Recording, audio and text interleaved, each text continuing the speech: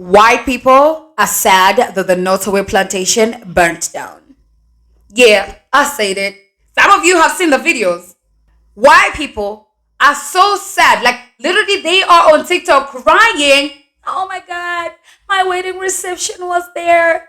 This place held so many memories for me and my husband and kids. Like, oh my God, what a historical place for the white community. There's a lady that I saw that said, oh my God, this was so historic. I wanted to teach my kids about this place. And it was like, hold up now. You want to tell me a plantation where slaves, enslaved Africans were brought, toiled, blood, sweat, and tears. They lost their lives. They worked as slaves on that plantation. Literally, their spirits are not resting because of the suffering on that plantation. And while people are saying this is the history they want to teach their grandkids. Yeah, I was sad to see the Nottoway plantation burn. Of course you were. Because you actually do not view what happened there as having happened to real human beings, as evidenced by this tone-deaf response. Every day one of you gets on this app and reminds us why you will never ever beat the racism allegations. Because the amount of people that I've seen saying, oh, that was my favorite plantation. What is wrong with you people? Do you think anyone in Germany has a favorite concentration camp?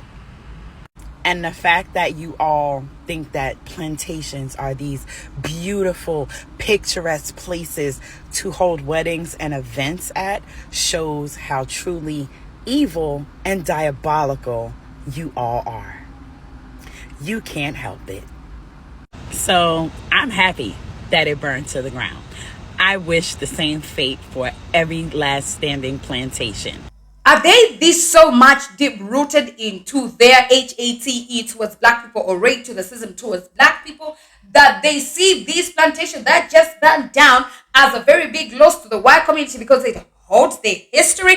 So when I see white people come on the internet and say, I am just so tired of living in a world where I am literally convicted of things I didn't do in the past, because black people now say I'm privileged and I carry the blood of my ancestors that did certain things to their ancestors in 2025. As white people, we shall not carry that guilt. You want to tell me those same people in 2025, they want to preserve a place that unalived and caused misery and pain to black people? I found a video of the history tours given at Nottoway Plantation, so let's go through it. When he purchased a slave, if the slave had a wife and children, he'd buy the whole family so that they would never be separated. The purchase of an entire family unit, even taking the most paternalistic viewpoint of slavery, had little to nothing to do with just being a good guy. It had everything to do with the fact that they believed this would best reduce the chances of the enslaved people revolting against them. Then in the village, he built a cottage for each of those families so they didn't have to share with multiple families and squeeze into one space. Again, this is not really about being a stand-up guy. You can really only fit so many people into a 12-foot cabin. And it makes the most sense to have children with their mothers. They could hunt, they could fish, so they could buy for their own food. That's an odd way to say that in addition to spending most of their time growing cash crops for the profit of their enslaver, they also had to hunt, fish, and grow their own food because, God forbid, someone should pay to feed them. They also built a hospital for them, and there was a doctor who would visit every week, and the doctor trained one of the slaves to be a nurse to take care of them. This wasn't about being nice so much as it was about protecting their investment. Right up until the point of the Civil War, the average slave cost in today's money about $30,000, which is a pretty significant amount of money. Now, one thing that we know now, and they also knew back then, is that the average lifespan of an enslaved person in the South was shorter than an enslaved person in the North because of the brutal nature of just working in agriculture outside in really harsh conditions. However, if you worked on a rice, indigo, or sugarcane plantation, it was even worse because those crops are grown in water.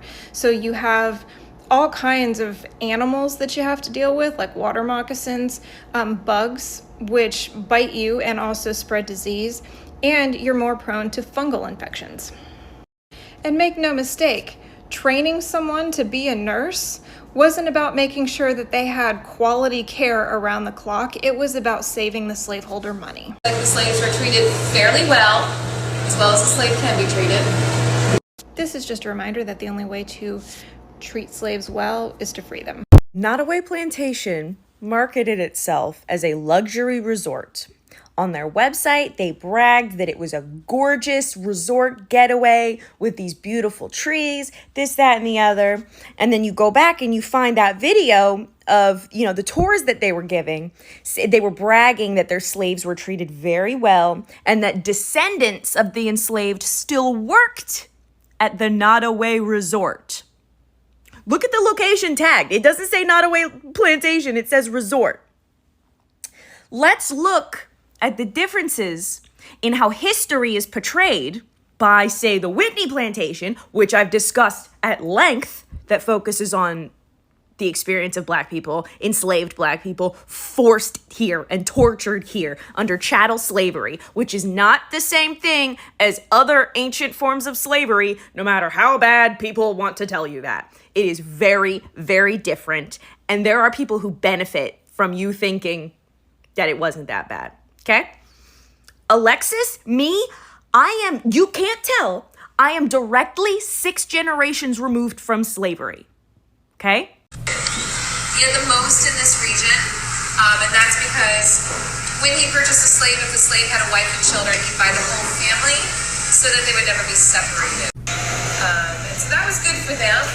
Oh, you mean he was rich enough that he could afford to buy the entire family, man, woman, and children, and then proceed to have them all work for him on this sugar plantation, which, if you didn't know, was some of the most brutal conditions on plantations in the South. But you're posing this as if he was so gracious and so generous that he didn't want the family separated. So that was good for them. When in actuality, they were all put to work. Despite the fact that they were young, old, husband, wife, it didn't matter. It didn't matter. They were all put to work because he had money to be able to do that. And then in the village, he built a cottage for each of those families so they didn't have to share with multiple families and squeeze into one space. That was good too. When you say he built, you meant he had his slaves build. And you said cottages, but what you actually meant was slave quarters. The humblest of humble places to reside, consisting of barely any furniture, hardly a floor, the only warmth coming from the fireplace, a bed if you're lucky, where you were only permitted to be in if you were sleeping. I hate to break it to you, but no slave was treated like family. This is something that white people say to try to make slavery more excusable. We did work them until the point of them dying, but we treated them like family. No family member is bought and then held in captivity where you had to work day in and day out to the point where you were sick or passing away from the work, and then beating you if you didn't complete the work, and sometimes selling your children or unaliving you or unaliving your children or using them as alligator bait. That doesn't sound like family to me, and if it does, you come from a pretty fucked up family. One side of my family, which was Zachary Taylor, also owned slaves. I'm a white lady from Appalachia, and I want no part of that shit. Even if magically the land was given to me, I want no part of that shit. In Appalachia, it's our belief that the spirit stays where the spirit stays, which means if all of these people passed away from heinous acts on the property, they're going to stay there. But for you to say that your family owned them and they were treated like family and I need to do my homework, no, baby, you need to do your homework. I know every day the American school system fails us when it comes to talking about slavery and what it really was, but you're an adult, you're old enough to do your own research, so do your own research instead of being ignorant and telling other people to do theirs.